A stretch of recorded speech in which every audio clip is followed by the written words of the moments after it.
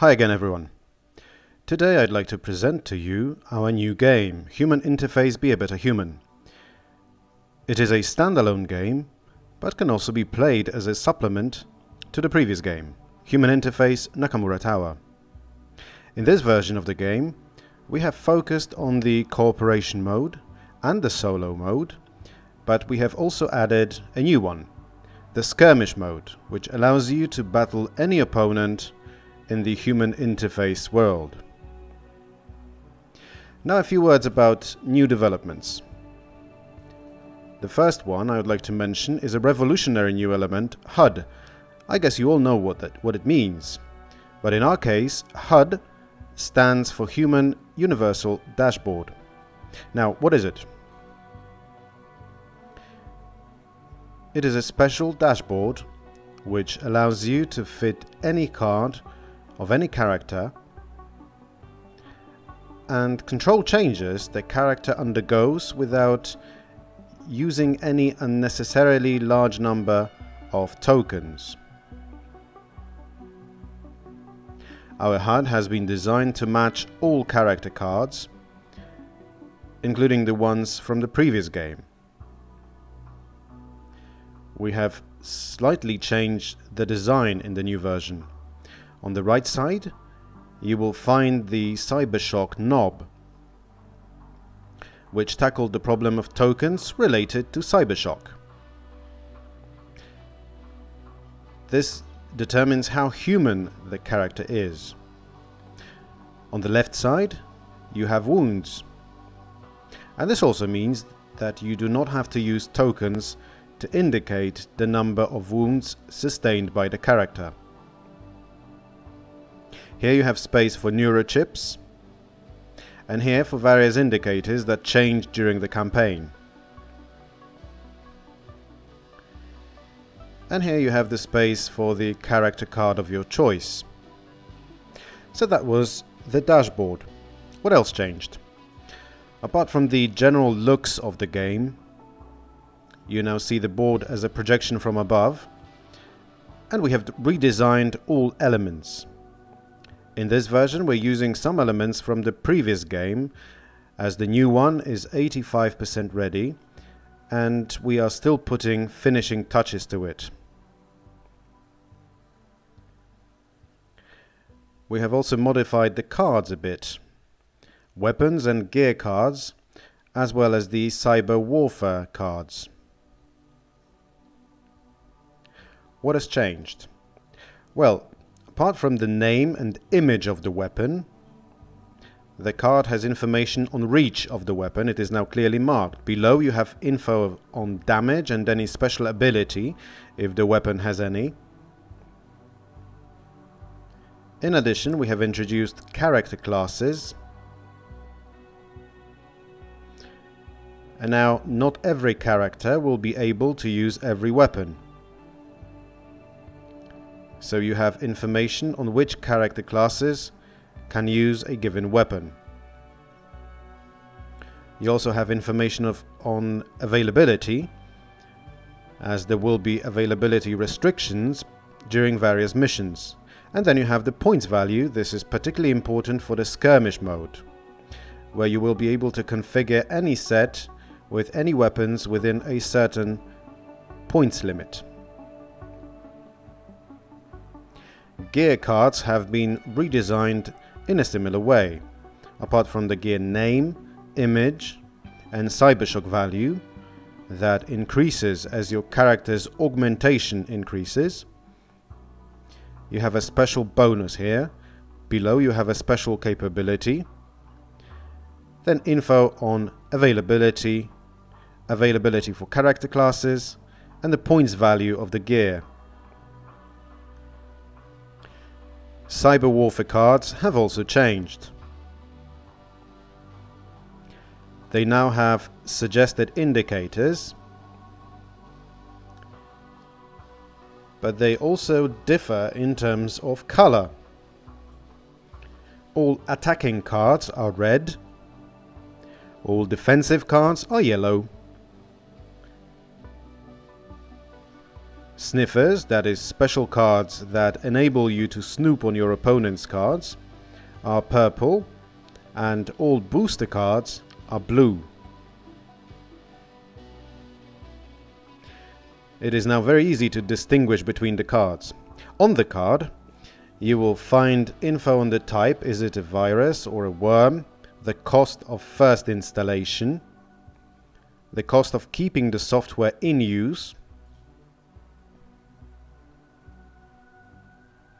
how powerful the software is, special capabilities which are activated when the software is installed on the enemy tactical network or on your terminal. Defensive cards look similar. It is just that they are yellow and the indicators are in the middle. To the right you have info on type, Bastion, ICE or IDS, which stands for Intrusion Detection System, the cost of first installation, maintenance cost, power, name, and special capabilities. The sniffer card only defines the cost of installation X, which means that if you use one system resource to discover your opponent's card, you will only be able to see one card. If you use two system resources, 2 cards, 3 cards, and so on. Boosters have indicators at the bottom. Name, cost of installation and launching, if it boosts the strength of the software.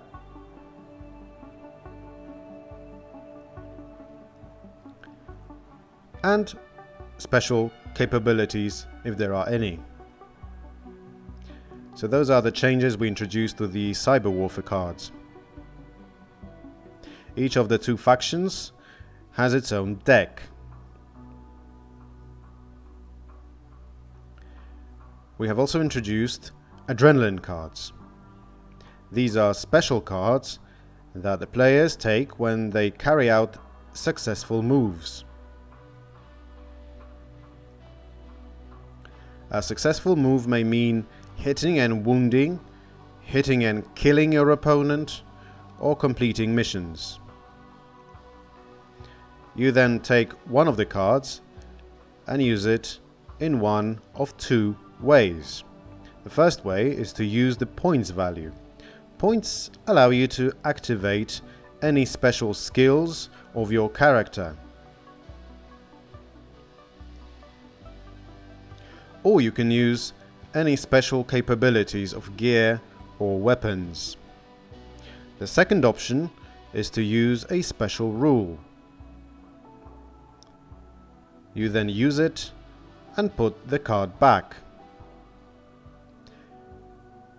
During a game you will collect more and more of such cards, and your adrenaline level will rise.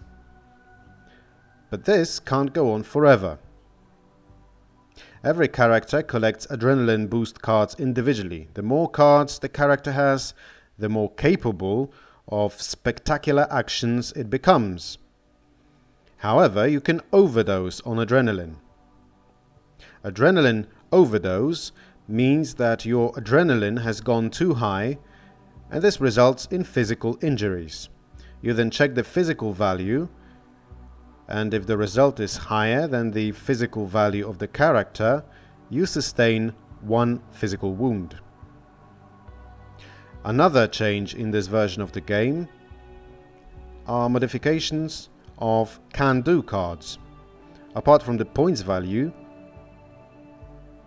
you can also find a description of a special event or special ability.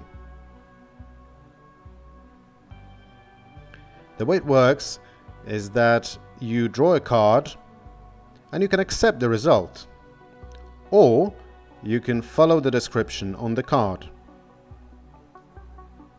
In this case, it is accept the result of 1 or pay 2 adrenaline cards to draw another can-do card.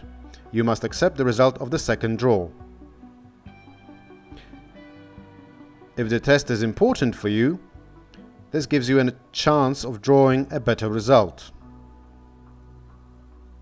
You can also use this opportunity to get rid of any excessive adrenaline cards. As you can see, in this version of the game you have plenty of interaction between individual elements of the game.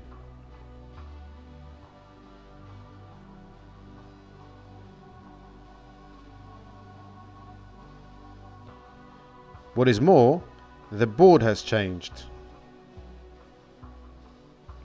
You now have a projection from above. The characters look much better on the board, and the table will look 3D.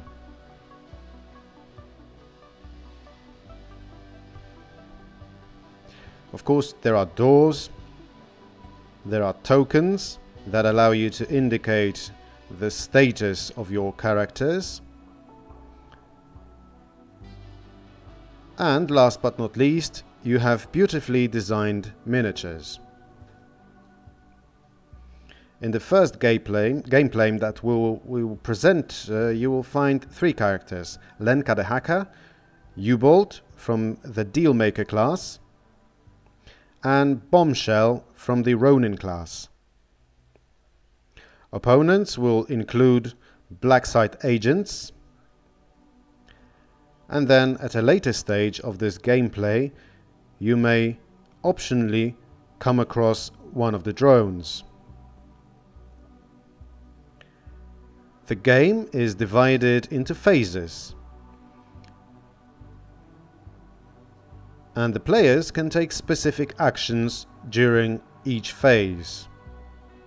There are 6 phases in the game.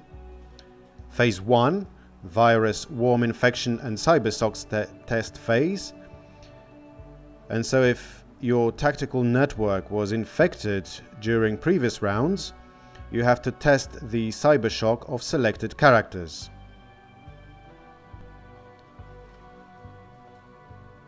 This means that if you fail the test, the cybershock level increases by 1, and if it goes up to 10, you lose control of the character.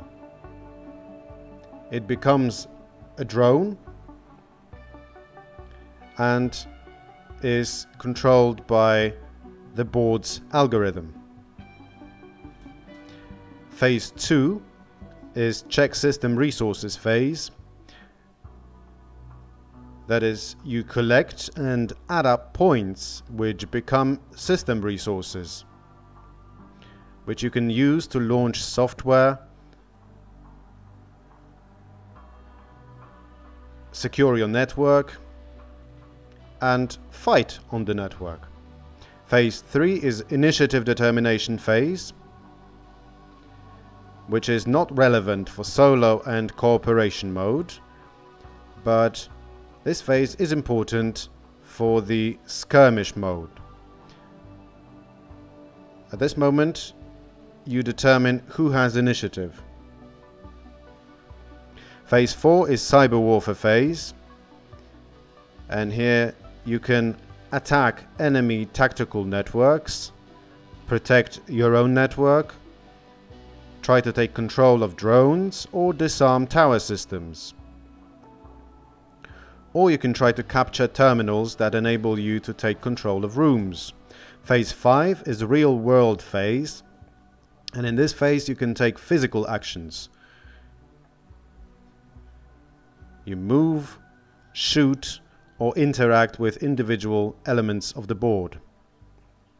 Then phase 6, it is AI operation phase, and this means that all characters are controlled by the board and move in line with specific algorithms. Phase 7 is cleanup phase, when you get rid of any surplus tokens obtained during the round. As you can see, it is all structured and clearly split into sections. And now we can proceed to the first gameplay.